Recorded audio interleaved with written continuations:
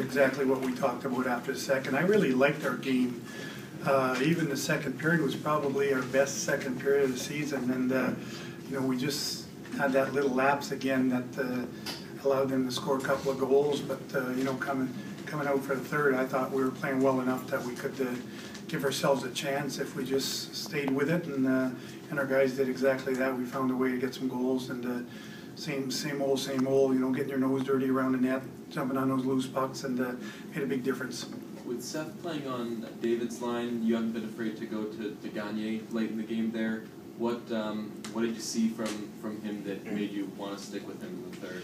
Well, because he played well. You know, he was playing well. I thought, you know, he made some great plays, and again, this isn't because he scored. I think he scored because he played well. But I just thought he was pretty good. You know, that's a big team, and I thought he handled himself well along the walls and making good plays. And the thing is, I thought we had 4 lines, you know, going fairly well. One of them probably had a little bit of a tougher night, but certainly wasn't Campbell's line, and it wasn't Krejci's line. They were going well too. So I just thought about leaving them there, and you know, if those guys are going to get better, sometimes you got to put them in those positions when you feel they're doing well enough to warrant that.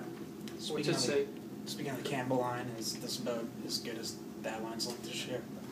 Well, they've only been together for 2 games, so you know, it's a good start for them.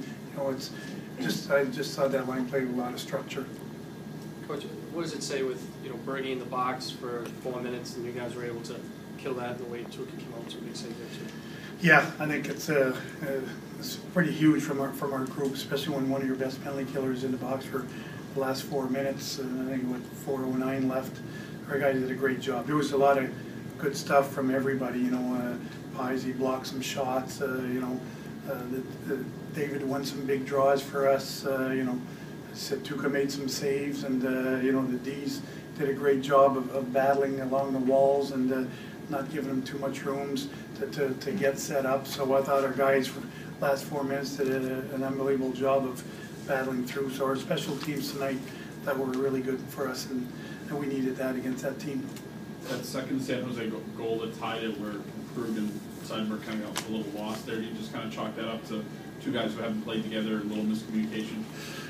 Not really. There was more than that. In reviewing it, there certainly those guys, you know, kind of got lost track of who was where, but we had some guys that were already outside the zone, and the puck wasn't outside the zone. So, you know, there's a lot of little things on that goal that I think we can blame on.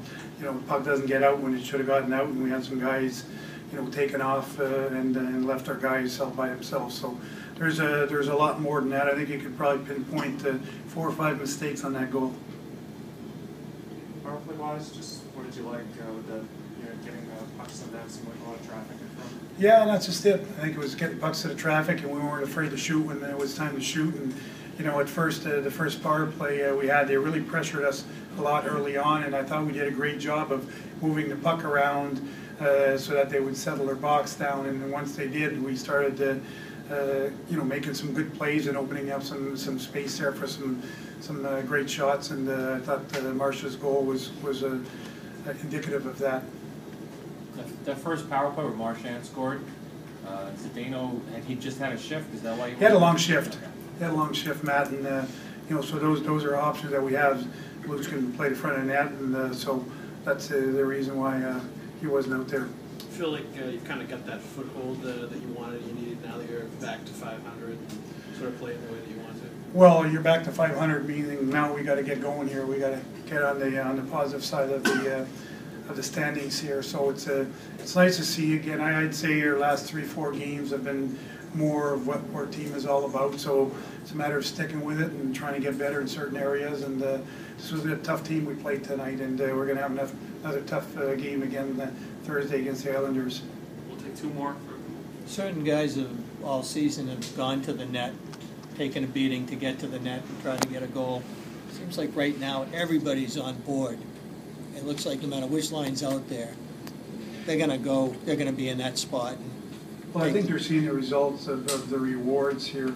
We scored a lot of goals lately because of that. You know, whether it's the D scoring goals in Buffalo from good screens from Riley Smith, and I think it was David, the third goal, and then again, tonight, a great net front presence, and not only that, but those guys are also picking up loose pucks around the net area, and are scoring goals or getting great scoring chances. So, you get excited about the opportunities that you get once you figure it out. And I think right now everybody's figuring it out that it's going to be tough to score goals from the perimeter this year in this league and most of the year. So if you want to be productive, you're going to have to get your nose dirty.